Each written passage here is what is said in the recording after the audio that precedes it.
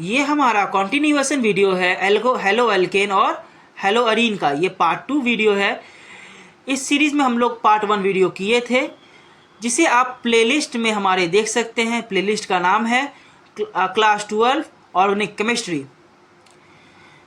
और इस वीडियो को देखने के पहले मैं रिकमेंड करूंगा कि आप उस वीडियो को देख के आएँ।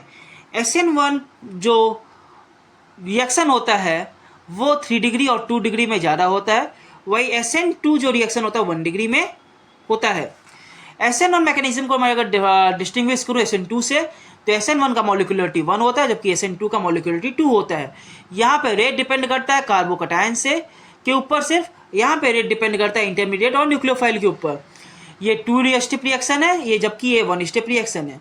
यहाँ पे कार्बोकटायन फॉर्म होता है, जबकि यहाँ पे इंटरमीडिएट फॉर्म होता है। यहाँ पे रीअरेंजमेंट पॉसिबल है, यहाँ पे रीअरेंजमेंट पॉसिबल नहीं है।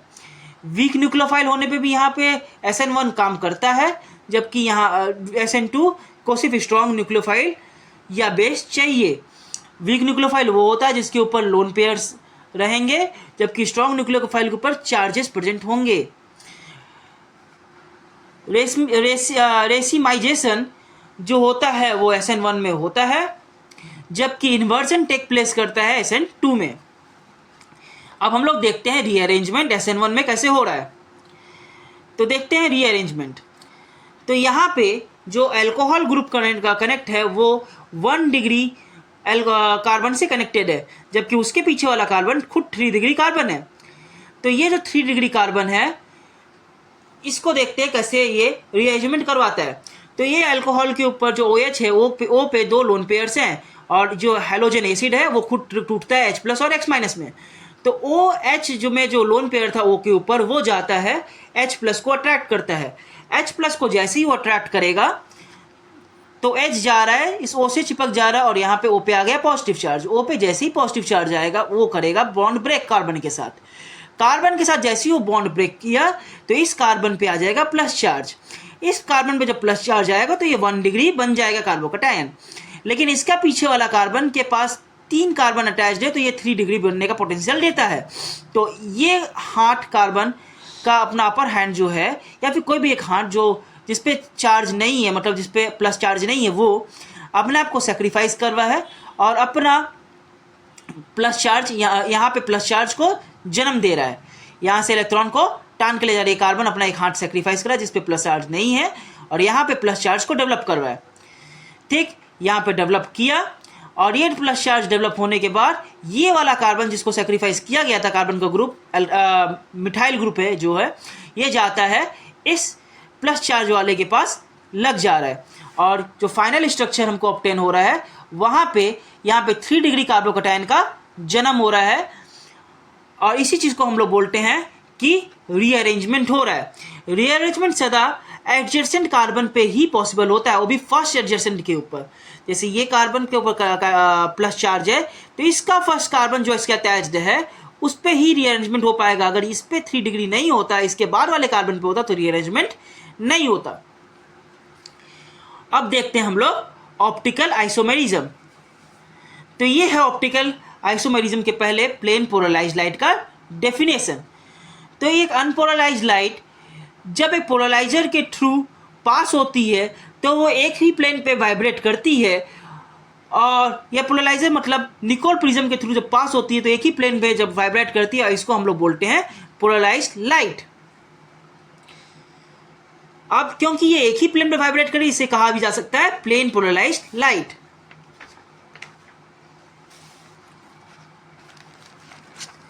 अब हम लोग देखते हैं ऑप्टिकल एक्टिविटी। कुछ सब्सटेंस ऐसे होते हैं जो अनपोलराइज्ड लाइट को जब पोलराइजर से पास करते हैं और जब हमें पोलराइज्ड लाइट ऑब्टेन होती है, इस पोलराइज्ड लाइट को जब कुछ सब्सटेंस ऐसे होते हैं जिसको हम उसके थ्रू पास करें इस पोलराइज्ड लाइट को, तो हमें वो सब्सटेंस पोलराइज्ड लाइट को रोटेट करके दे देते हैं। ऐसे सब्सटेंस को हम लोग बोलते हैं ऑप्टिकल एक्टिव सब्सटेंस, और ये सब्सटेंस ऑप्टिकल आइसोमेरिज्म शो करते हैं, और ये ऑप्टिकल एक्टिविटी का डेफिनेशन है। तो हम लोग कुछ नोट करने की बात है, जो सब्सटेंस प्लेन पोलराइज्ड लाइट को क्लॉकवाइज रोटेट करता है उसको हम लोग डेस्ट्रोरोटेटरी बोलते हैं, और उसे प्लस साइन से डिनोट किया जाता है। वहीं सब्सटेंस जो प्लेन पोलराइज लाइट को एंटी क्लॉकवाइज डायरेक्शन में रोटेट करता है उसे लेवोरोटेटरी बोलते हैं और उसे माइनस साइन से डिनोट किया जाता है। वही सब्सटेंस जो प्लेन पोलराइज लाइट को रोटेट नहीं करता है उसे ऑप्टिकली इनएक्टिव बोलते हैं और उसे मेसोरोटेटरी बोला जाता है, और ये प्लेन पोलराइज लाइट को रोटेट नहीं करता है। ऑप्टिकल आइसोमेरिज्म, तो एक सब्सटेंस है जो प्लेन पोलराइज को क्लॉकवाइज रोटेट किया, वहीं एक सब्सटेंस है जो प्लेन पोलराइज को एंटी क्लॉकवाइज रोटेट किया है, तो ये दोनों कंबाइंड में क्या कहलाएंगे? ऑप्टिकल आइसोमर्स कहलाएंगे। तो दो या दो से ज़्यादा कंपाउंड जिसका मॉलिक्यूलर फॉर्मूला सेम हो, स्ट्रक्चरल फॉर्मूला सेम हो और उनका मोस्ट ऑफ प्रॉपर्टीज भी सेम हो, लेकिन वो सिर्फ और सिर्फ इस बात पे डिफर करें कि उनका लाइट को लेके, प्लेन पोलराइज लाइट को लेके व्यवहार अलग है, उनका बिहेवियर अलग है, वो बिहेव अलग तरीके से कर रहे हैं, तो उसको हम लोग बोलते हैं ऑप्टिकल आइसोमर्स। तो यहाँ पे देखिए एक कंपाउंड है जिसमें कार्बन सेंट्रल में है, उसका ऊपर का हाथ पे CH3 आ रहा है, नीचे का हाथ में H आ रहा है, राइट हैंड में I आ रहा है और लेफ्ट हैंड में Cl आ रहा है। और उसी कंपाउंड को अगर फिर से लिखा गया तो ये वैसा ही कंपाउंड है, इसमें भी ऊपर का हाथ में CH3 आ रहा है, नीचे के हाथ में H आ रहा है, लेकिन अंतर क्या हो रहा है? इसका लेफ्ट हैंड में I आ गया और राइट हैंड में Cl आ गया। तो अगर इसको समझूं तो एक कंपाउंड इसका एग्जैक्ट मिरर इमेज है, मतलब अगर मिरर में इस कंपाउंड को देखा जाए तो ऐसा ही दिखेगा। तो अगर ये कंपाउंड ऑप्टिकली एक्टिव है, डेक्स्ट्रोरोटेटरी होगा, तो ये होगा लेवोरोटेटरी। क्यों? क्योंकि ये इसका मिरर इमेज है। और अगर कोई कंपाउंड के अंदर डेक्स्ट्रोरोटेटरी और लेवोरोटेटरी दोनों होता है तो उसे हम बोलते हैं ऑप्टिकली एक्टिव और इसे बोला जाता है इनैंसियोमर्स।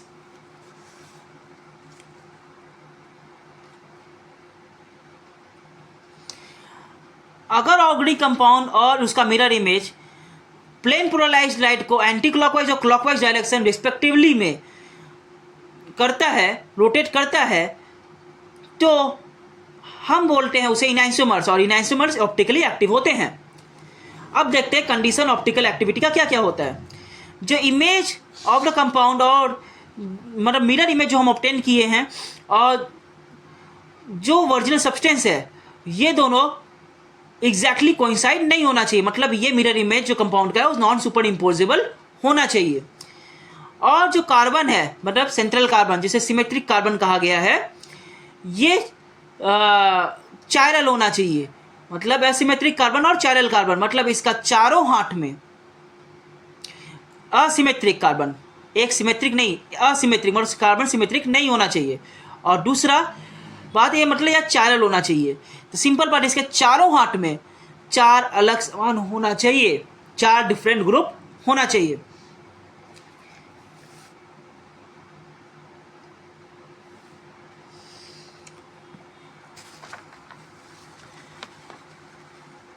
अब देखते हैं रेसिमाइजेशन। तो रेसिमाइजेशन को समझते हैं। तो अब यहां देखिए, यहां पे H है सेंट्रल कार्बन के नीचे, ऊपर है CH3 अटैच। ये वाला CH3 जो है ये back side of the carbon पे अटैच्ड है, ठीक है, ये पीछे की तरफ अटैच्ड है, मतलब 3D पेन होता है तो 3D में पीछे की तरफ है, तो इसका ये लेफ्ट साइड खुला हुआ है। और ये OH है। OH जो है उसके ऊपर दो O पे लोन पेयर होता है, एक लोन पेयर ऊपर, एक पे लोन पेयर नीचे रिप्रेजेंट किया गया है। और ये रिएक्शन कर रहा है HX के साथ। HX खुद को तोड़ता है H+ और X- में, और O अट्रैक्ट करता है H को। H जैसे जाके O पे सटेगा तो O पे आएगा पॉजिटिव चार्ज, O अपना पॉजिटिव चार्ज को संभाल नहीं पाएगा और वो क्या करेगा, वो अपना बॉन्ड तोड़ देगा कार्बन के साथ, तो कार्बन पे आ जाएगा पॉजिटिव चार्ज। अब क्योंकि कार्बन पे आ गया पॉजिटिव चार्ज, तो अब यहां ध्यान दीजिए, ये जो X है ये कार्बन को दो तरीके से अटैक करता है, एक सामने से अटैक कर सकता है और ये पीछे का साइड यहाँ पे भी तो खाली, क्योंकि ये वाला तो पीछे है, कार्बन के बैक साइड है तो लेफ्ट साइड तो खाली है, तो कुछ X एटम जाके यहाँ से पीछे से भी अटैक करता है, क्योंकि अगर यहाँ पे डेंसिटी ज़्यादा हो गई X की तो कुछ जाके पीछे से भी अटैक कर देंगे। जब X के ऊपर दो, जब यहाँ पे कार्बन पे, इस कार्बन पे दो तरीके से अटैक होगा तो दो तरीके का कंपाउंड का फॉर्मेशन होगा। एक में X यहाँ आके अटैच हो रहा है और जहाँ आगे से अटैक हुआ वहाँ पे X यहाँ पे अटैच हो रहा है, तो ये एग्जैक्टली मिरर इमेज बन रहा है। और एक हो जाएगा डेक्स्ट्रो और दूसरा हो जाएगा लेवो। यहाँ 50% डेक्स्ट्रो होने का ऑप्शन है, यहाँ पे 50% लेवो होने का भी ऑप्शन है। तो ये जो कंबाइंड मिक्सचर होगा इसको हम लोग बोलते हैं रैस्मिक मिक्सचर, क्योंकि ये डेक्स्ट्रो और लेवो दोनों है। तो ये प्लेन पोलराइज लाइट को, ये दोनों खुद में तो एक ऑप्टिकली एक्टिव होंगे, लेकिन दोनों साथ में मिलने के बाद ऑप्टिकल आइसोमेरिज्म नहीं शो करेंगे। अब क्योंकि ये साथ में मिलने के बाद ऑप्टिकल आइसोमेरिज्म नहीं शो करेंगे तो इसको हम लोग बोलते हैं रैस्मिक मिक्सचर। और इसी का डेफिनेशन यहाँ पे है, अगर 50-50% प्लस और माइनस दोनों आ जाते हैं तो जो प्रोसेस होता है उसको आइसोमेराइजेशन कहते हैं, और जो प्रोडक्ट ऑप्टेन होता है वो ऑप्टिकली इनएक्टिव होता है। वन आइसोमेरिज्म जो प्लेन पोलराइज्ड को लाइट को रोटेट करेगा वो उसका डायरेक्शन अपोजिट होता है दूसरे से, इसलिए यहाँ पे कोई आइसोमेरिज्म शो नहीं करता। अब देखते हैं इन्वर्जन जो होता है 1 डिग्री में।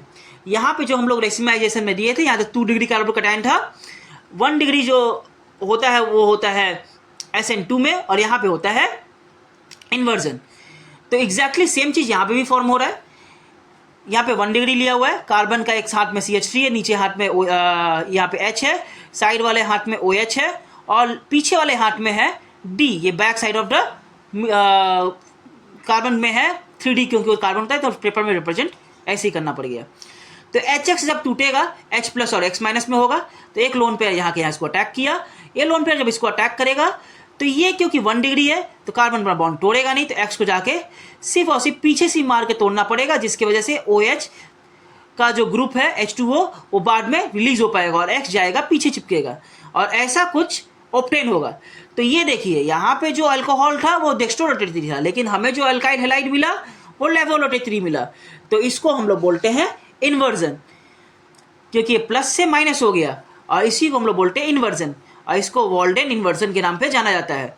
अब हम लोग देखते हैं कि कैसे हम लोग लूकास रिएजेंट के में जिसमें हम लोग अल्काइल हैलाइड या हेलो अल्केन को ऑब्टेन करते हैं। तो लूकास रिएजेंट जो होता है ये 1:1 मिक्सचर होता है, ये 1:1 मिक्सचर होता है। किसका होता है?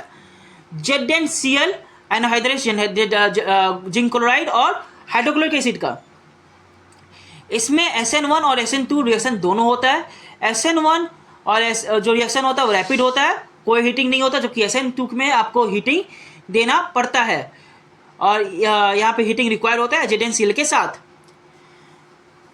तो यहाँ देखते हैं टर्बिडिटी ऑफ लूकास रिएजेंट। ये रिएक्शन इंपॉर्टेंट है क्योंकि एक तरीके से ये टेस्ट भी है कि अल्कोहल का डिग्री को लेके, ठीक है। तो ROH रिएक्ट कर रहा है ZnCl2 और HCl के साथ, तो RCl फॉर्म हो रहा है और H2O निकल रहा है। अगर यहाँ पे ROH में जो R है वो 3 डिग्री हो गया तो ये रिएक्शन इंस्टेंटली टर्बाइड हो जाएगा। अगर वो 2 डिग्री हुआ तो 5 से 8 मिनट लगेगा टर्बिड होने में, और अगर 1 डिग्री हुआ तो कोई भी टर्बिडिटी नहीं दिखेगा। इसलिए ये इंपॉर्टेंट है, ये टेस्ट ऑफ अल्कोहल का भी है, कितना डिग्री अल्कोहल हम यूज कर रहे हैं। इसके आगे देखते हैं केस ऑफ PX3। यहाँ पे फॉस्फोरस है और 3 हाइड्रोजन ग्रुप से अटैच्ड है। ये type of reaction SN2 reaction है। यहाँ पे 3ROH रिएक्ट करता है PX3 के साथ, तो R जो है OH से कनेक्टेड है, O के ऊपर होता है 2 लोन पेयर। PX3 टूटता है X माइनस और PX2 प्लस में, तो X माइनस है और PX2 प्लस है, तो X का जो O का लोन पेयर है वो जाता है P को अट्रैक्ट करता है, और यहाँ पे P सट जा रहा है OH के साथ, और O पे आ गया पॉजिटिव चार्ज। लेकिन क्योंकि ये आपका जो SN2 हो रहा है तो इसलिए ये R तोड़ नहीं रहा है, तो इसको X को जाके पीछे से R पे हमला करना पड़ता है, और R जाके तब जाके ज्वाइन होता है X के साथ, और POH और 2X निकल जाता है, ठीक है। तो RX का फॉर्मेशन हुआ, लेकिन ये जो दोनों X है ये आगे चल के, ये जो दोनों X है P के साथ, ये आगे चल के किसी और रिएक्शन में, इसी रिएक्शन में किसी और अल्कोहल के साथ रिएक्ट करके अल्काइल हैलाइड बनाता है, और जो फाइनल कंपाउंड हमें ऑब्टेन होता है इस रिएक्शन में वो होता है फाइनल रिएक्शन जो हो रहा है, फाइनल कंपाउंड हमें ऑब्टेन हुआ 3RX और H3PO3, और जो फाइनल रिएक्शन है वो हो गया 3ROH plus PX3 equals to 3RX H plus H3PO3। अब देखते हैं हम लोग केस PX5 का। तो ROH है PX5 के साथ रिएक्शन कर रहा है, तो RX और HX और POX3 ऑब्टेन हो रहा है। तो ROH जो यहाँ पे O है, इस पे दो लोन पेयर से, एक लोन पेयर ऊपर एक लोन पेयर नीचे। जो PX5 है ये खुद ब्रेक होता है दो पार्ट में, एक X माइनस और एक PX4 प्लस। O जाता है PX4 को अट्रैक्ट करता है और ये PX4 जाके O से अटैच हो जाता है, O पे आ जाता है पॉजिटिव चार्ज। लेकिन क्योंकि यहाँ पे भी SN2 हो रहा है तो ये बॉन्ड जल्दी ब्रेक नहीं होता, तो यहाँ से X को जाके पीछे से अटैक करना पड़ता है। तो फॉर्म होता है RX फॉर्म हो रहा है और संग संग क्या निकल रहा है, PXXXX और ऊपर OH। ये H और X आपस में रिएक्ट कर जाते हैं क्योंकि ये जो P है जिसमें 5 बॉन्ड बन रहे हैं ये अनस्टेबल होता है और क्या करता है, यहाँ पे आपस में रिएक्ट हो जाता है और ये यही टूटने लग जाता है। तो यहाँ पे बन जाता है P, यहाँ पे जो फाइनल प्रोडक्ट हो रहा है वो हो जाता है P double bond O triple X, मतलब 3 तो X आएगा और P double bond O HX आ रहा है और RX ऑब्टेन हो रहा है।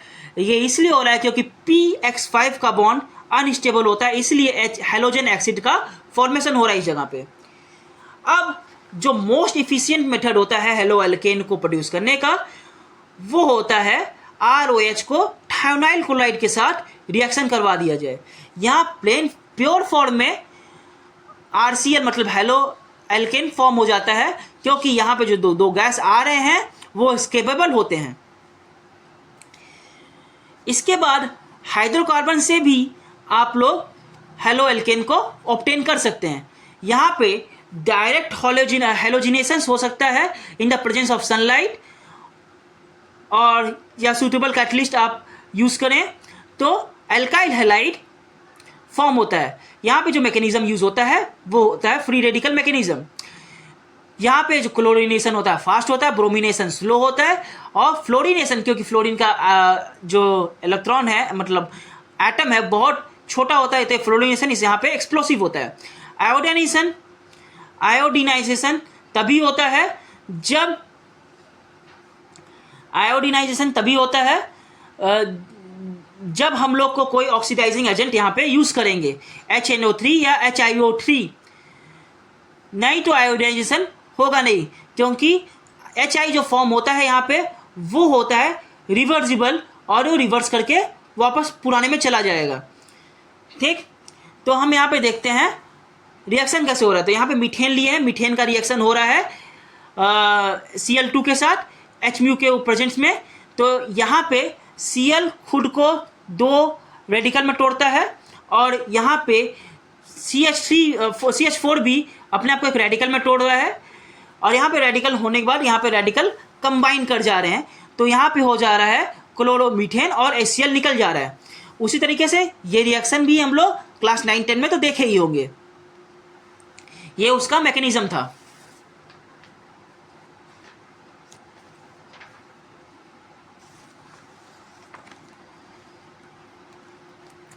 आयोडीन के साथ जो मिक्सर होता है, रिएक्शन हो रहा है जब CH4IC के साथ रिएक्ट करता है तो यहाँ पे CH3I बनता है और HI बनता है, लेकिन ये रिएक्शन कंटिन्यू नहीं हो पाता क्योंकि रिवर्स होके वापस मेन सब्सटेंस में बन जाता है। इसको कंटिन्यू करने के लिए आपको NO3 को मिलाना पड़ता है जो इस HI को वापस बैक न जाने दे और इसको ब्रेक कर दे I2, NO2 और H2O में, और तब हमको CH3I मिलता है। ये सब चीज़ को जैसे फ्लोरिनेशन थोड़ा दिक्कत से हो रहा था और जो आपका आयोडीन से फॉर्म हो रहा था वो भी थोड़ा दिक्कत से हो रहा था। इसके लिए 2 रिएक्शन मिलते हैं, एक होता है स्वार्ट्ज रिएक्शन और एक होता है फ्रिंकल स्टेन रिएक्शन। तो स्वार्ट्ज रिएक्शन देखते हैं, क्योंकि CH4 और F2 का रिएक्शन एक्सप्लोसिव होता है तो इस रिएक्शन को किसी अल्टरनेट वेट से किया जाता है जिससे हम लोग हेलोजन एक्सचेंज मेथड करते हैं। तो CH4 को रिएक्शन पहले से करवाया गया Br2 के साथ, तो CH3Br मिलता है और HBr मिल जाता है। इस CH3Br को AgF के साथ रिएक्शन करवा के CH3F और AgBr मिल जाता है। क्योंकि AgBr एक कोवेलेंट कंपाउंड है, इसका बॉन्ड ब्रेक स्लो होता है और यहाँ पे कोई एक्सप्लोजन नहीं होता, तो इस रिएक्शन जिसको मैंने ब्रैकेट में डाला इसी को बोलते हैं हम लोग स्वार्ट्ज रिएक्शन, और जिसके बेसिस में हम लोग फ्लोराइड फॉर्म कर पा रहे हैं, या फ्लोरो यहाँ पे हम फॉर्म किए हैं फ्लोरोमीथेन। फ्रेंकल स्टेन रिएक्शन क्या होता है, ये आयोडीन के लिए होता है, क्योंकि मैं देखता हूँ जब CH4 को आयोडीन के साथ रिएक्शन किया जाए तो ये फॉर्म तो करता है CH3I और HI को, लेकिन ये रिवर्सिबल होता है। तो इसको अगर मैं HNO3 नहीं डालूँ तो इसको भी किया जा सकता है। कैसे? जब CH3Br को हम फॉर्म करेंगे, उसको जब हम NaI के साथ रिएक्ट कर देंगे तो CH3I ऑब्टेन होगा और NaBr क्योंकि एक प्रेसिपिटेट है, ये सेटल डाउन कर देगा बिना फर्दर पार्टिसिपेट किए हुए। हम लोग एल्कीन से भी हेलो एल्केन बना सकते हैं। हेलोजन एसिड जैसे HCl, HBr और HI एल्कीन के साथ बहुत तेज रिएक्शन करते हैं और एल्काइल हैलाइड बनाते हैं। इनका रिएक्टिविटी HI का सबसे ज़्यादा होता है, इसके आगे Br का होता है, फिर HCl का होता है, फिर HF का होता है। तो यहाँ पे मैंने इथीन लिया है। इथीन अपना डबल बॉन्ड ब्रेक करता है। यहाँ पे भी जो हेलोजन एसिड है भी अपना बॉन्ड ब्रेक करता है, प्लस और माइनस में आता है। इथेन बॉन्ड ब्रेक किया और यहाँ पे भी प्लस और माइनस आ गया कार्बन के ऊपर। अब क्योंकि यहाँ पे प्लस और माइनस आ गया कार्बन के ऊपर, तो AH जाता है इस CH2 मॉलिक्यूल के ऊपर, H प्लस जाता है जिसमें माइनस है उस पर अटैक करता है और यहाँ पे सट जाता है, और ये Br जाता है जिस पे प्लस है उस पर जाके अटैच हो जाता है और हमें ऐसा स्ट्रक्चर जिसे हम बोलते हैं क्लोरोइथेन ऑब्टेन होता है। अगर इथेन के बड़ा कोई कंपाउंड होता तो यहाँ पे मार्कोनी-वॉल्स रूल यूज किया जाता, जहां पे मार्कोनी-वॉल्स रूल में अगर कोई बड़ा चेन होता है तो वो कोशिश करता है कि 2 डिग्री या 3 डिग्री स्टेबल कार्बोकैटायन का फॉर्मेशन हो।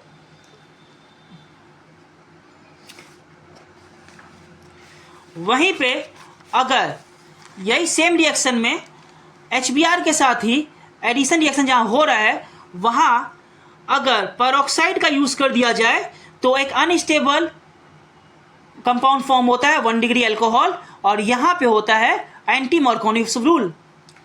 तो यहां पे देखिए हम लोग एक रूल के इसको समझाए हैं। यहां पे मैंने प्रोपीन लिया है, प्रोपीन पे HBr का रिएक्शन हो रहा है। अब क्योंकि यहाँ पे कोई पेरोक्साइड नहीं लिया गया फर्स्ट रिएक्शन में, तो मार्कोनी-वॉल्स रूल को फॉलो कर रहा है और यहाँ पे 2 बॉन्ड ब्रेक हो रहा है। तो यहाँ पे हो जा रहा है Br जाएगा इस पे, क्योंकि ये 2 डिग्री जैसे बन जाए, क्योंकि यहाँ पे कार्बन यहाँ भी अटैच है, यहाँ भी अटैच है, 2 डिग्री बनाने की कोशिश करेगा और यहाँ पे आ जाएगा H और ये CH3 यहाँ पे लास्ट में ऑब्टेन हो रहा है। जबकि वहीं पे जब HBr और पेरोक्साइड आता है तो यहाँ पे 1 डिग्री बनने की कोशिश होता है और यहाँ पे मिडिल वाले कार्बन पे H अटैच हो जाता है और लास्ट वाले कार्बन पे Br अटैच हो जाता है। ये कुछ क्वेश्चंस हैं जिसे स्टूडेंट्स ट्राई कीजिएगा। यहाँ पे ये क्वेश्चंस मार्कोनी-वॉल्स रूल और एंटी मार्कोनी-वॉल्स रूल्स के बेसिस में आप हेलो एल्केन बनाएंगे। एल्कीन से direct addition reaction of halogen से भी आपका हेलो एल्केन बनता है। जैसे हेलोजन रिएक्ट करता है रेडिली तो फॉर्म एल्काइल हैलाइड। Br2 को अगर मैं सीधा इथीन के साथ रिएक्शन करवाऊँ, एक्वस ब्राउन जो कलर का सोल्यूशन होता है उसको, एक्वस सोल्यूशन को, प्रेजेंस ऑफ निकल प्लेटिनम एंड PD के फॉर्म में, तो यहाँ पे बनता है CH2 सिंगल बॉन्ड CH2 और नीचे दोनों के Br आ जाएगा। ये लेबोरेटरी में एक बहुत इंपॉर्टेंट रिएक्शन है, क्योंकि addition of bromine in the presence of CCl4 to an alkene, ये रिजल्ट करता है रेडिस बॉन्ड कलर का डिस्चार्ज का, जो कॉन्स्टिट्यूट करता है स्पेशल मेथड का कि ये डिटेक्ट करता है कि बॉन्ड जो आपका चेन है उस पर डबल बॉन्ड है कि नहीं है मॉलिक्यूल के ऊपर। आज के हमारे वीडियो में इतना ही रहेगा। हम लोग नेक्स्ट टॉपिक इसी का हेलो अरीन के बारे में स्टार्ट करेंगे पार्ट 3 में। तब तक के लिए आप इस वीडियो को देखिए, कुछ अगर डाउट हो तो कमेंट कीजिएगा और हमारे चैनल को लाइक शेयर एंड सब्सक्राइब कीजिएगा। मिलते हैं तब तक हम लोग आपसे किसी नेक्स्ट टॉपिक में।